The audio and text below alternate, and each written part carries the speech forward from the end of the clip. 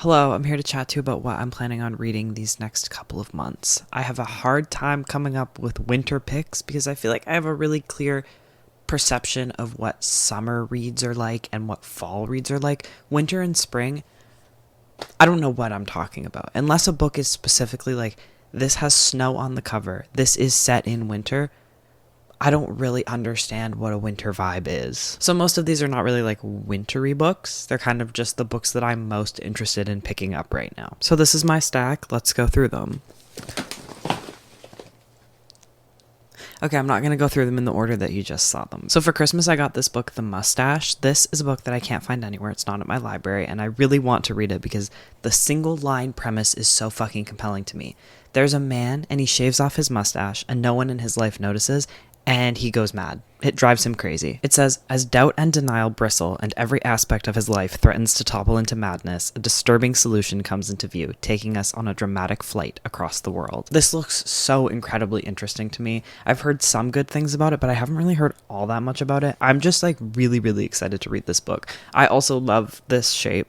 This is a great, this is just, it has like the perfect heft to it. It's a nice small size. It's a good thickness. It's also like this nice like craft paper on the outside, like a very thin cover. I don't know, there's something very pleasing to me about holding this book. I have Small Things Like These by Keegan. This is a fast read, so like I actually have to get to it really quickly. This has snow on the cover, so I think it's probably going to be wintry, right? And it's a fast read, so maybe that's because it's new and because it's wintry, so everybody wants to read it. It's Christmas.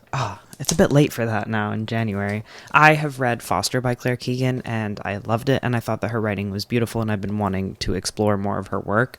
This is a very small book, just like Foster. Like, that's big font. This is a book that I could probably read in a couple of hours, and I think that I will. It's about a coal merchant and a family man in 1985 in a small Irish town, and early one morning when he's delivering an order, he makes a discovery which forces him to confront both his past and the complicit silences of a town controlled by the church. I'm positive that this will be really good. Even just having read one book from Claire Keegan, I know that I really like her writing, and I'm sure I'll really like this. Next we have The Memory Police by Yoko Ogawa. This is a book that I am very compelled by, and I've heard people talk about. It's about, like, I don't know, state surveillance, I think. I think that there's, like, some way to erase things from people's memories. Like, all hats disappear, and then every ribbon disappears, that kind of thing, and I think it just keeps, like, amping up. I really don't know. This is quite a popular book. I'm sure a lot of you have read it, and I'm probably sound like an idiot right now trying to talk about it not knowing anything. I feel like this book will be better if I don't really know what it's about, so I'm not going to read the summary for you right now. I'm so sorry. I just dropped a library book back behind my desk. I know I'm never going to fucking find it. They're going to charge me for it. I'm going to have to pay $45. This one is a winter book. I know that. I started this and then I felt like it wasn't like cold enough yet. I wanted to read it while it was snowing outside.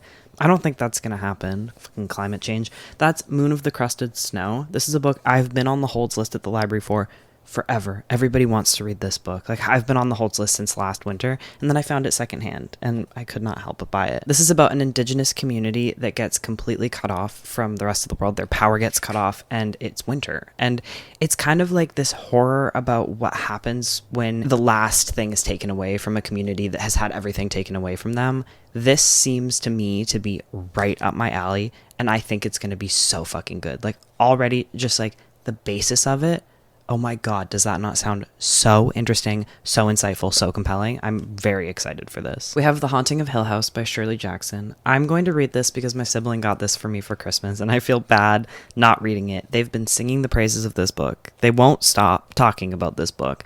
I said, I'm not really all that interested in it. I've read We've Always Lived in the Castle, and I thought it was okay, but I didn't love Shirley Jackson's writing style because it's so incredibly wordy. Like, truly, half the words in that book were not necessary. And they were like, no, you just, like, have to get through it. Like, you'll get used to it. Just read this one. Apparently it's gay, so obviously that's going to push me to read it. I'm reading this because I want them to read the book that I got them for Christmas, so we can both talk about the books that we got each other for Christmas. So this might be like a push for me. Like, I might really have to force myself to do this, but I think it'll be okay. If I go into it knowing that it's going to be so overly ridiculously wordy, that will probably help with my experience reading it. We have No One Is Talking About This by Patricia Lockwood. This was forgotten in the stack. I'm so sorry. I actually really don't know what this is about or why I took it out from the library. I'm sure that I had an idea of what happened in it when I took this out, but it is gone from me now. I don't remember it all.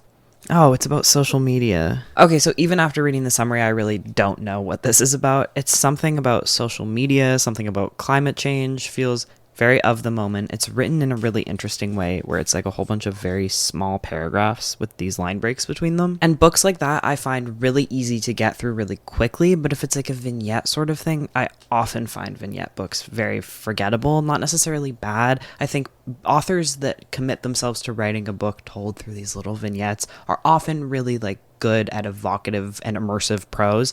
It's just like I'm not attached to any like narrative, but this seems like it does have a narrative because it says all of a sudden her mother texts her and says something has gone wrong. How quickly can you get here? So there's something pushing you into this. So I am really excited about this. And someone on here told me that they really wanted me to read it and I already had it out. So that felt like fate. So then I have Boulder by Eva Baltasar.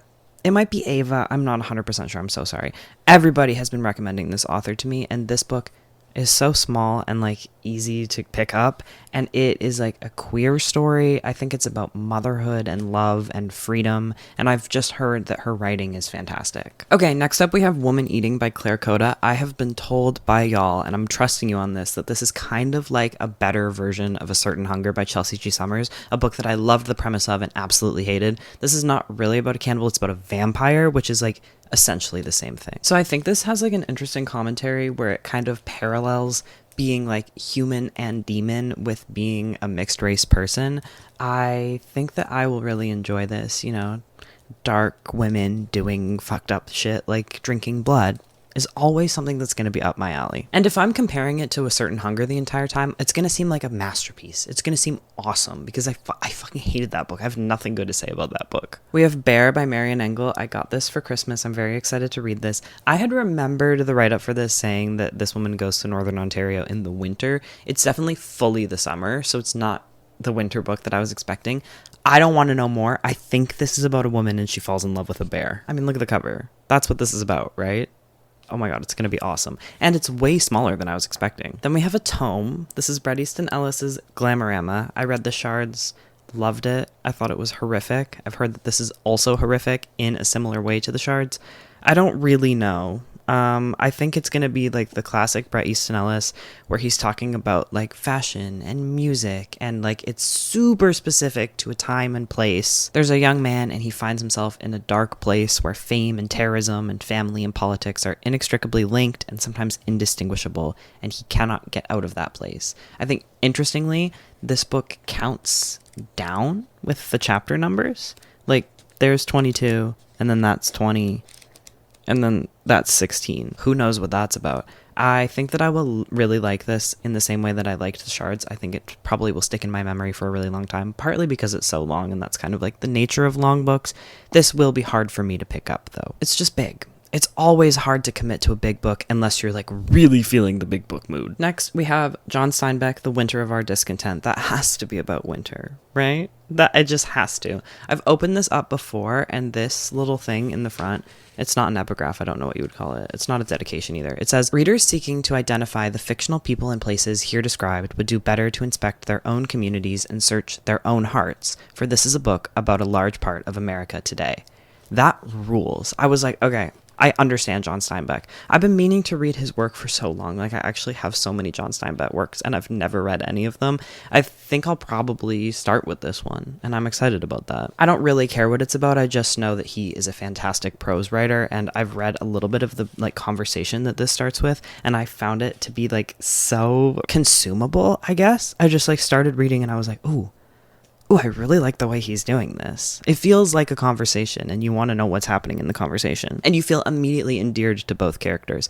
Liz, I'm telling you this from reading like literally one page of this book. Like I've read that. So I don't know much, but I'm excited to know more. And then, you know, I'm going to talk about it. We have Song of Solomon by Toni Morrison. This is for the book club, which it's happening. It's going. Get onto the Patreon. You can join for free. You don't have to pay any money for it, but you don't get the videos if you don't pay any money for it. You can figure out for yourself how you want to join the Patreon, but you should. We're having so much fun. I'm literally so happy. I can't believe that like people are actually in there and we're actually like talking. It's amazing. Song of Solomon is, I'm so certain, going to be my favorite Toni Morrison book. There's no way it's not. It just like, it has the magical realism, like little tiny sprinkles that she does so well and incorporates in such a flawless, like seamless way. It's very like big story about a family. I don't know, I haven't read it, but I'm so excited to read it, and I'm so excited to talk about it in the book club. Come and join us. The other books that I'm planning on reading this month are little video projects that I have planned, so I'm going to give you like a really quick sneak peek of what they are, but I'm not going to talk about the books yet because I'll talk about them in a big video. So this is one of them. Animal Farm, The Outsider, Torrents of Spring, Cannery Row, Of Mice and Men, and The Old Man in the Sea. I actually have no interest in reading Torrents of Spring, so I'm just going to throw that onto the ground. I don't know why I put that in the stack. That's one. And then this is really not going to be like super obvious what the video is going to be here. So I'll show you, and you're going to have no idea what this concept is. It's so fresh. It's so brand new. And just looking at these books, it's not going to be obvious what I'm going to be talking about. So we have Beautiful World, Where Are You? Conversations with Friends, Normal People, and Intermezzo. Hi there. It's a couple hours later, and I really embarrassingly just sat down to edit, and I realized that I have literally no sense of object permanence, and I forgot to talk about almost half of the books that I was planning on talking about because they're not right in front of me. If you want to develop a sense of object permanence, you know who's probably got a class for that? Skillshare, the sponsor of today's video. I'm sure you know what Skillshare is. It's a huge online learning community with thousands of classes for people of any skill level, led and created by professionals in the creative industry. Maybe self-improvement isn't for you. That's not what you're looking for here. Maybe you want to hone your creativity. Maybe you describe every single book in a list on your TBR as exciting. Really, really excited to read this book. I'm very excited for this. I am really excited about this, and I'm excited about that. Skillshare's got you covered. I'm not even kidding. Roxane Gay, like the Roxane Gay. Like Roxane Gay who wrote Hunger. Roxane Gay who I know you see in the Goodreads reviews all the time, writing the best reviews. They're always at the top because she's so good at it. That Roxane Gay. She has a class on creative writing on Skillshare. She's so charming and so insightful. I highly recommend it. Like, you have to go check this out. It's like literally Roxane Gay. What I've personally been spending the most time doing on Skillshare lately is learning how to knit. Crazy. I knit this sweater. I made this. This is my first sweater, and I made it with the help of the classes on Skillshare. Particularly Brandy's class has taught me so much, and she is so sweet. Like, she honestly just has like the best energy of anyone I've ever seen. Everyone can find something to learn. There are so many classes in disciplines like illustration, animation, design, entrepreneurship, all kinds of arts and fiber arts. Like, you will be able to find something to learn or something to improve your skill on. And you can get started with that today. The first 500 people to use the link in the bio to sign up for Skillshare will get a 1-month free trial. You can cancel anytime. Go and check it out. Like, figure out if it's right for you. If there's things that you want to learn on there, I'm sure you'll be able to find something. Thank you again to Skillshare for sponsoring this video. That's crazy. Now I'm going to get back into telling you the rest of the books that I'm planning on reading in the next couple of months. First up being Piglet. Don't really know what it's about. I know that a woman loses her mind, I think in an eating disorder kind of way, but I think there's more to the unraveling than just simply an eating disorder. Something happens right before her wedding where her husband has betrayed her, presumably an affair, and she is supposed to be the person who makes the wedding cake, so there's this mounting pressure to make the perfect cake for her wedding, and she is just unraveling. It sounds really good. I was gonna use it for a book club pick, and then I thought probably shouldn't do eating disorders right off the bat.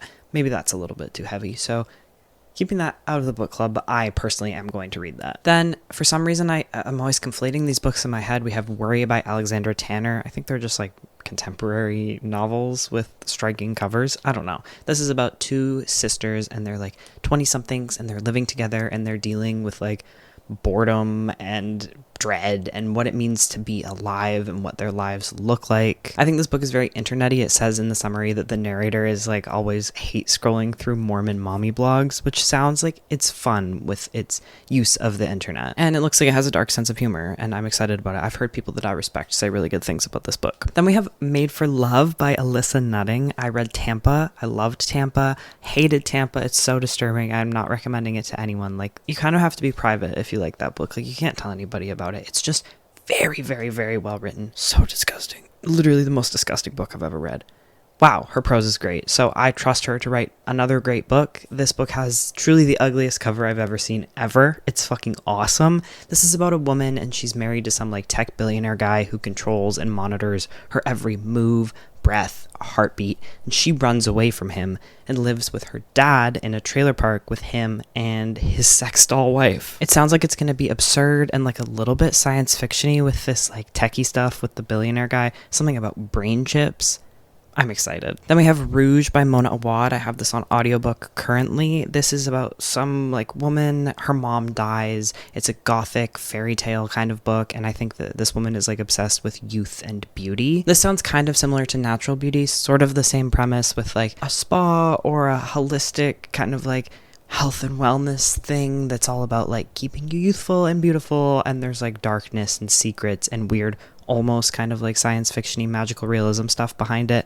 I don't think they're going to be all that similar, but there's something that has reminded me of Natural Beauty, which is a book I didn't love. I think the premise was fun. It was really wordy. There were too many words. The descriptions were so flowery, just like endless descriptions. I was a little bit bored by what should have been an interesting book. This one, I think it won't be written well. I don't think Mona Awad is like a fantastic writer, but I'm so entertained by her work that I just keep going back to it. I just am not expecting like great prose. Like, it's not like literary to me. It's just like entertaining. And that's all it really needs to be. The next book is Valley of the Dolls. This follows 3 women and they go into like the underside of Hollywood and the darkness and corruption that entails. All of the summaries of this are incredibly evasive. Like, I truly can't figure out anything that happens in this book, which makes me feel like it's going to be exciting. Like, that's like thrilling. It's so secretive. After that on my list is My Husband by Maud Ventura. This is a book I'm almost certain that I'm gonna like, so I really don't want to know anything about it. I know that it's a woman and she's obsessed with someone.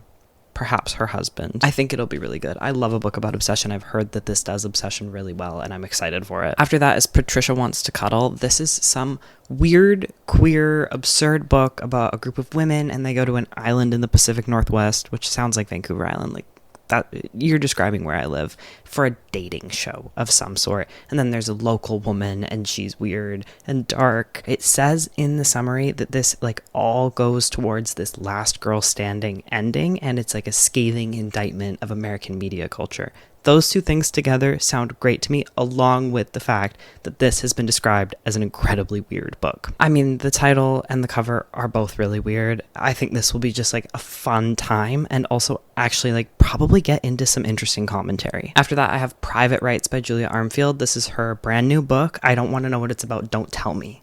Something about women grieving the death of their father, maybe, and the world is underwater. Literally do not fucking tell me a word about this book. I don't want to know. And after that, finally, we have Rabbits for Food, which is about a woman who just like unravels mentally at a New Year's Eve party. Wintry book.